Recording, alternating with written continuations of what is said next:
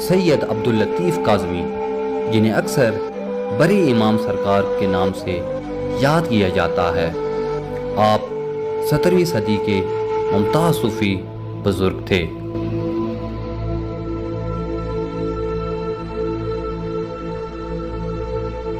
آپ 1705 میں چکوال کے ایک گاؤں کرسال کے سید گھرانہ میں پیدا ہوئے۔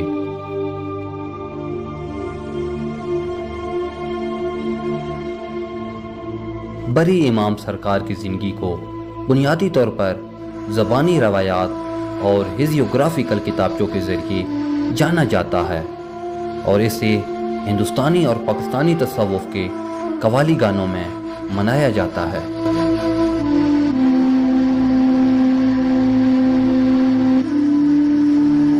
عقیدت مندوں کی ایک بڑی تعداد روزانہ کی بنیاد پر